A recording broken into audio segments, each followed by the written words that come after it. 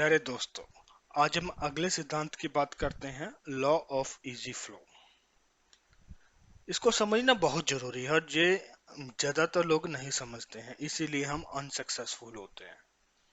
इस यूनिवर्स में हम सबको जीने के लिए हर चीज बहुत इजीली अवेलेबल है। हमें सांस लेने के लिए ऑक्सीजन ढूंढने की कुछ स्ट्रगल नहीं करनी पड़ती, नेचर ने हमें सीधी की सीधी दी है। पीने के लिए साफ पानी नेचर ने हमें डायरेक्टली दिया था। मैं था बोल रहा हूँ यहाँ पे तो इसीलिए खाना खाने के लिए प्लांट्स, पहले प्लांट्स बनाए फिर इंसान को लेके आए भगवान।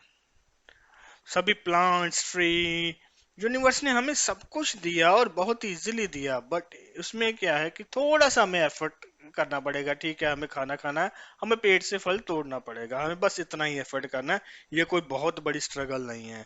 हर चीज बहुत इजीली अवेलेबल है यूनिवर्स ने, और यूनिवर्स इस तरीके से बना है ताकि वो इंसान को हर चीज बहुत इजीली दे सके। आज हम बात करते हैं path of least resistance. Least resistance के पाथ को हम बोलते हैं फ्लो। लीस्ट रेजिस्टेंस का मीनिंग वो रास्ता जहां पे सबसे कम रुकावटें हैं, वो फ्लो है। और नेचर चाहता है कि हम सभी उसी रास्ते पे चलें। एग्जाम्पल देता हूं, आपने एक नदी देखी होगी, ग्लेशियर से बनती है, उसका पानी समुद्र में चला जाता है। वो नदी किस प्रिंसिपल पे चल रही है? पाथ ऑफ लीस्ट रेजिस्टेंस पे। जहां ग्रेविटी से उसको थोड़ी सी ढलान मिलती है, नदी थोड़ी थोड़ी नीचे आती रहती है, उसका अपना रास्ता बनाती रहती है, नीचे आती रहती है, अपना रास्ता बनाती रहती है, रास्ता बनाते बनाते बनाते बनाते एंड में वो समुद्र में मिल जाती है। पर अगर वही नदी कहती कि नहीं, मुझे इस लीस्ट रेजिस्टेंस वाले पाथ से नहीं जाना, मुझे ये मेरे आगे वाला पहाड़ है, मुझे इसको चीरते हुए इसके अंदर से जाना है, तो वो नदी कभी नहीं जा पाती। अब इस चीज को समझिए, पाथ ऑफ लीस्ट रेजिस्टेंस बहुत इंपॉर्टेंट है और नेचर इसी वे से चलता है। नेचर हमारी मदर है, हम बोलते हैं प्रकृति माता है, और वो रियली हमें वो सब कुछ देना चाहती है और बहुत इजीली देना चाहती है जो हम चाहते हैं। प्रॉब्लम है हमारे माइंड में। हमारा माइंड हमारे लिए बहुत बड़े अवरोध, बहुत बड़ी रुकावटें पैदा करता है। क्यों? अब इसको समझते हैं।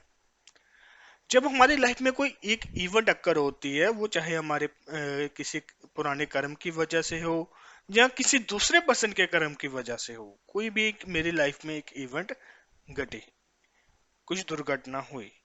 अब हमारी चॉइस है कि हम उसके साथ किस तरह की फीलिंग अटैच करें। इवेंट न्यूट्रल थी, वो ना गुड थी ना बैड थी, वो हमारी चॉइस थी। हमारे मन ने डिफाइन किया कि ये इवेंट गुड है कि बैड है।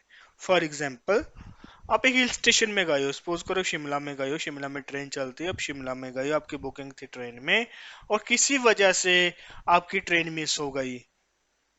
अब इस तरह के सपोज करो दो पर्सन है, ठीक है, दो पर्सन इकट्ठे रेलवे स्टेशन में एंटर हुए, ट्रेन चल गई। पहला पर्सन वो ये सोच रहा, वाह चलो ठीक है, मुझे एक दिन और मिला, इस पहाड़ों में मैं बहुत अच्छे से घूमूंगा। ओके, यहाँ पे कुफरी नाम की एक जगह है, मैं टैक्सी करके आज कुफरी घूम के आता हूँ, एंजॉय करता हूँ पहाड़ों को। इवेंट सेम थी, इवेंट थी, ट्रेन मिस हो गई। पहले ने एक फीलिंग अटैच करी, पॉजिटिव फीलिंग अटैच करी, इंजॉयमेंट की फीलिंग अटैच करी।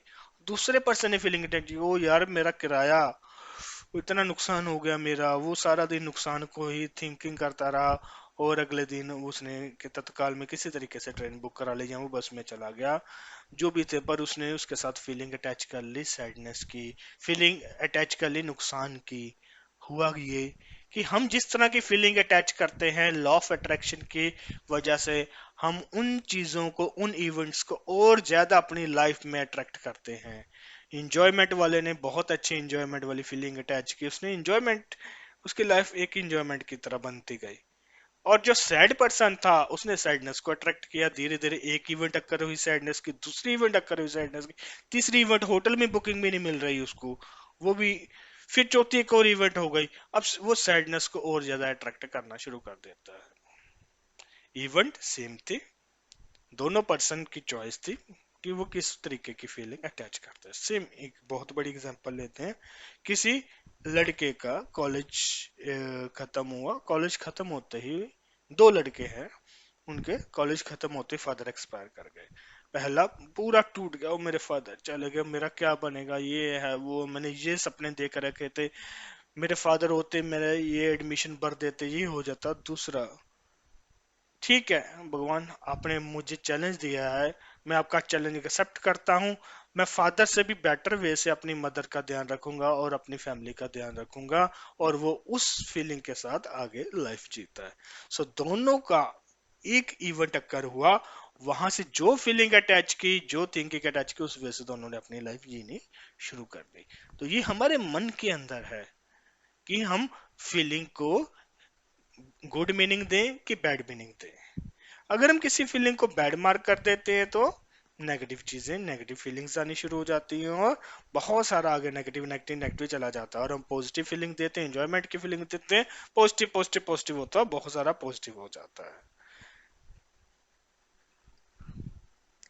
तो हमें लाइफ जो मिली है, ये इंजॉय करने के लिए मिली है।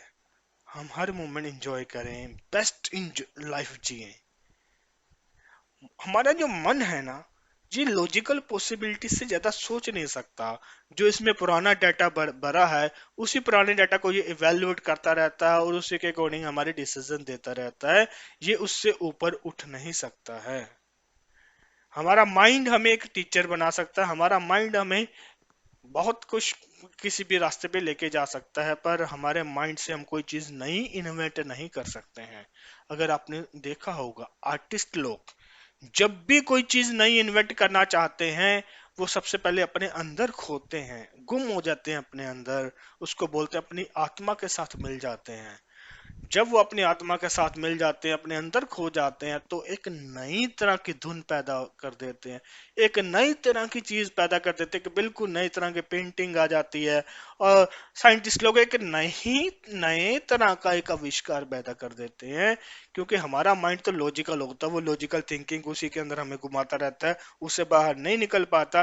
पर जब हम माइंड के लेवल से ऊपर उठ जाते हैं, जब हम साउल के लेवल पे चले जाते हैं, हम अपने अंदर खो जाते हैं, हम अपनी आत्मा में खो जाते हैं, तो हमें बहुत अच्छी फीलिंग आती है, हमें बहुत क्रिएटिव चीजें आती हैं।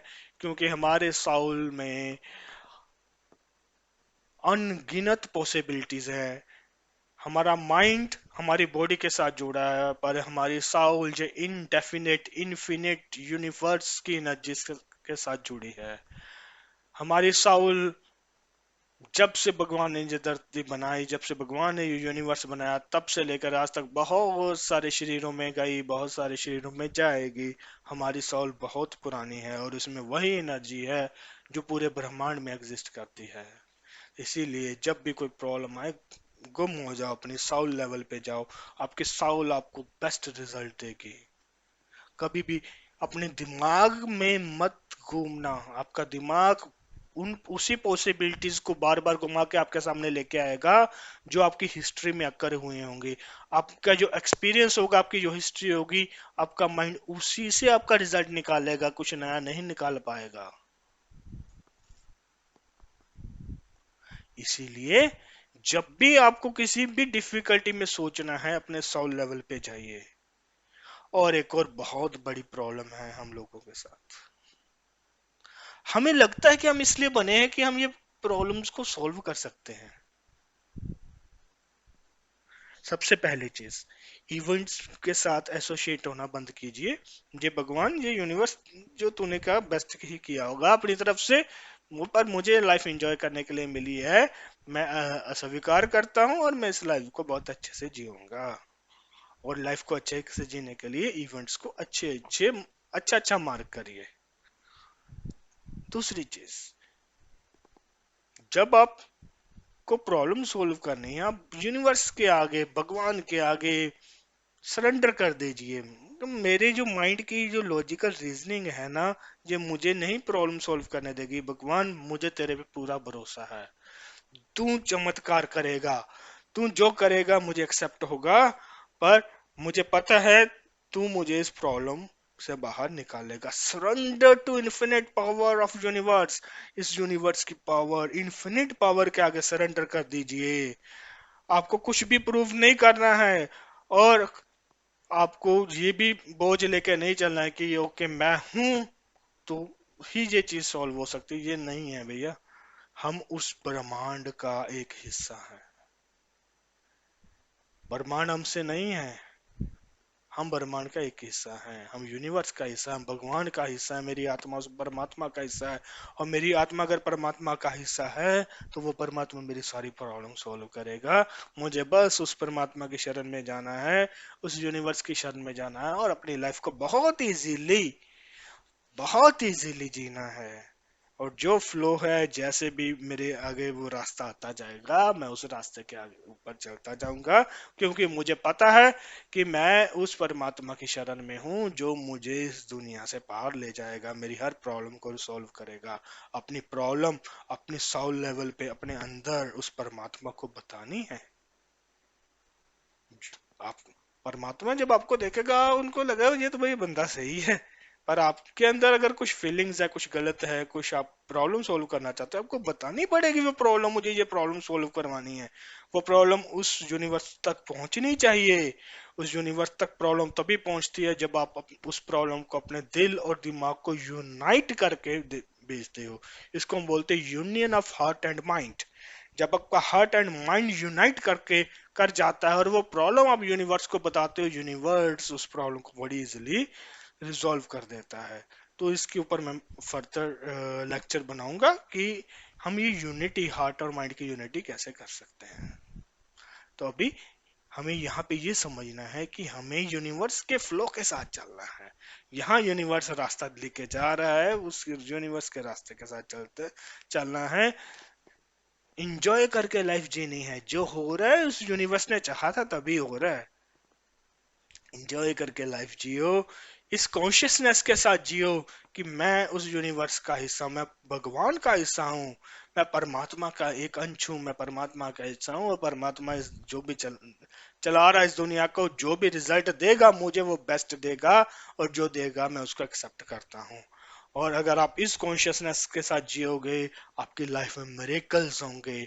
आपकी लाइफ कहाँ की जितनी मर्जी डाउनफॉल में हो, बहुत ऊपर, बहुत ऊंचाइयों में चली जाएगी। अगर आप परमात्मा से अपनी फैमिली का के लिए अच्छा घर चाहते हैं, बताइए उनको, अपने माइंड को यूनाइट करके, दिमाग को यूनाइट करके बताइए उनको, और फ्लो के साथ चलिए। फ्लो के साथ चलिए। कभी भी ये मत सोचिए कि ये मेरी रिस्पॉन्सिबिलिटी नहीं, ये आपकी रिस्पॉन्सिबिलिटी नहीं है।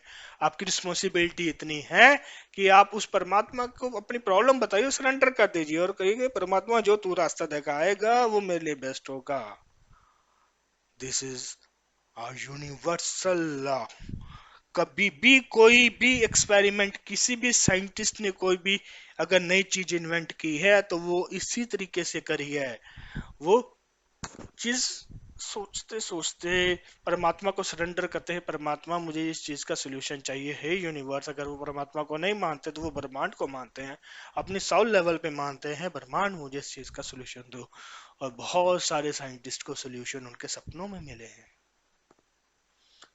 तो सो समझिए, इस लॉ को, बहुत इंपॉर्टेंट लॉ है ये, और ये आपकी जिंदगी बदल देगा।